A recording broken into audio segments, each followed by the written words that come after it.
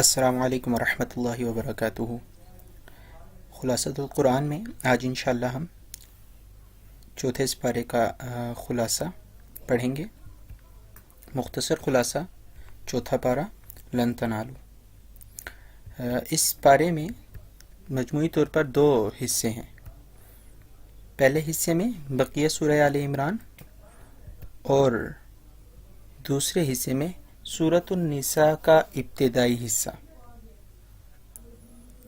دو حصے، پہلا سورہ آل عمران کا بقیہ حصہ اور دوسرے حصے میں ابتدائی سورۃ النساء کا شروع کا حصہ۔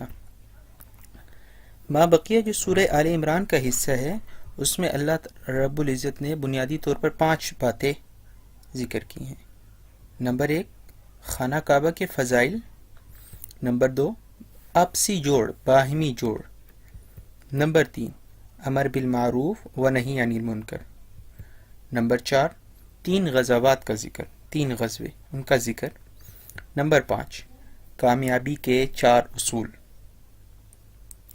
تو ما بقیہ جو سورہ آل عمران کا حصہ ہے اس میں ان 5 چیزوں کا بنیادی طور پر ذکر کیا گیا ہے۔ سب سے پہلے خانہ کعبہ کے فضائل۔ یہ خانہ کعبہ سب سے پہلی عبادت گاہ ہے اور اس میں واضح نشانیاں ہیں، جیسے مقام ابراہیم۔ اللہ رب العزت کی طرف سے حکم ہے کہ جو حرم میں داخل ہو جائے اسے امن حاصل ہو جاتا ہے۔ اسی طرح دوسرے نمبر پہ باہمی جوڑ، آپسی جوڑ، ایک دوسرے کے ساتھ تعلقات۔ اللہ رب العزت اس چوتھے سپارے میں فرماتے ہیں اللہ کی رسی کو مضبوطی سے تھام، وَاعْتَصِمُوا بِحَبْلِ اللَّهِ جَمِيعًا۔ اللہ کی رسی کو مضبوطی سے تھام لو۔ جب اللہ کی رسی کو مضبوطی سے تھام لوگے تو آپس میں اتفاق پیدا ہو جائے گا۔ آگے امر بالمعروف اور نہی عن المنکر۔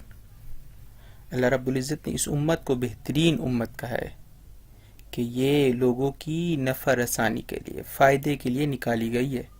بھلائی کا حکم کرتے ہیں، برائی سے روکتے ہیں اور اللہ پر ایمان رکھتی ہے یہ امت۔ امر بالمعروف و نہی عن المنکر۔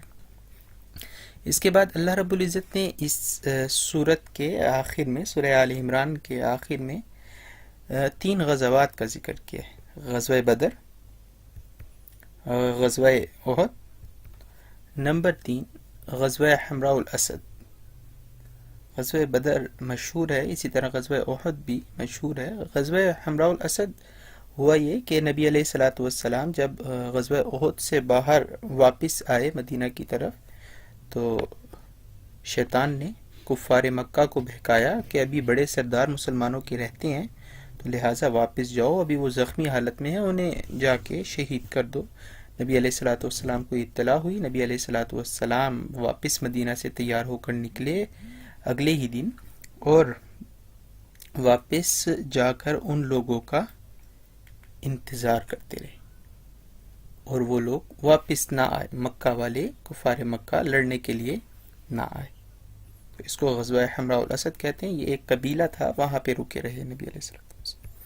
اس کے بعد اللہ رب العزت نے 4 اصول بتائے ہیں کامیابی کے: صبر، مصابرہ، مرابطہ اور تقوی۔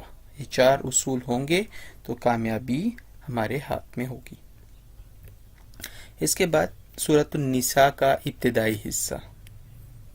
سورۃ النساء کے ابتدائی حصے میں اللہ رب العزت نے 4 باتیں ذکر کی ہیں جو چوتھے سپارے میں جتنا سورۃ النساء کا حصہ ہے اس میں اللہ رب العزت نے 4 باتیں بیان کی ہیں۔ نمبر 1، یتیموں کا حق۔ نمبر 2، تعداد ازواج، کتنی شادیاں کی جا سکتی ہیں، ایک مرد کتنی شادیاں کر سکتا ہے۔ نمبر 3، میراث۔ اور نمبر 4، محرم عورتیں جن کے ساتھ کسی حالت میں بھی نکاح نہیں ہو سکتا، محرم عورتوں کا ذکر۔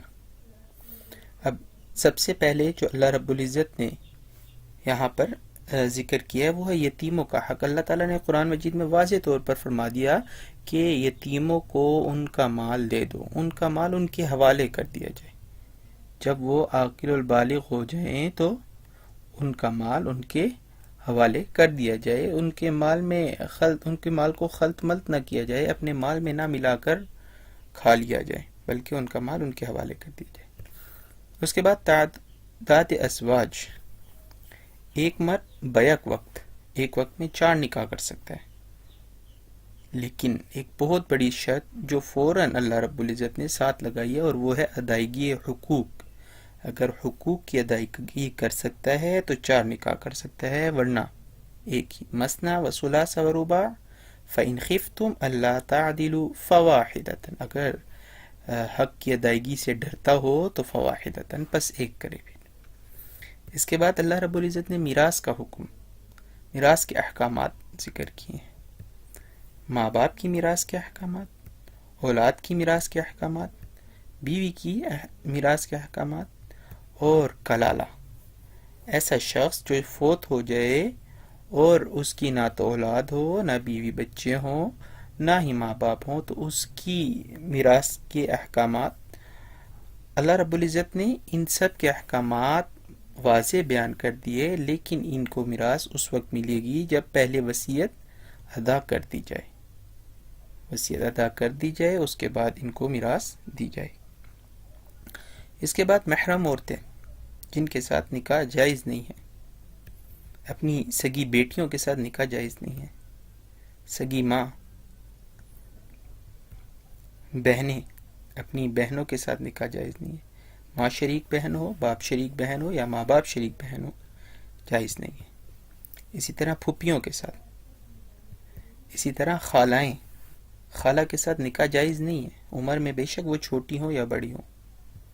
اسی طرح بھتیجیاں، بھائی کی بیٹیاں، ان سے نکاح جائز نہیں ہے، بھانجیاں، بہن کی بیٹیاں۔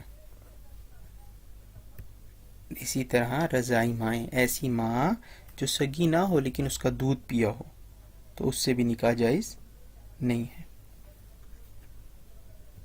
رضائی بہنیں، ایسی بہن کہ اس نے اور اس شخص نے دونوں نے ایک عورت کا دودھ پیا ہو، اس کے ساتھ بھی نکاح جائز نہیں ہے۔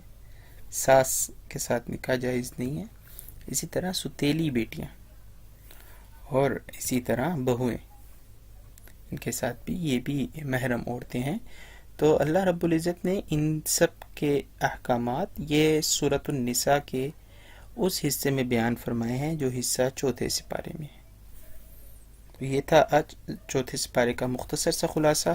اللہ رب العزت سے دعا ہے اللہ رب العزت ہمیں قرآن کی سمجھ عطا فرمائے اور ان پر عمل کرنے کی توفیق عطا فرمائے۔ السلام علیکم ورحمۃ اللہ وبرکاتہ۔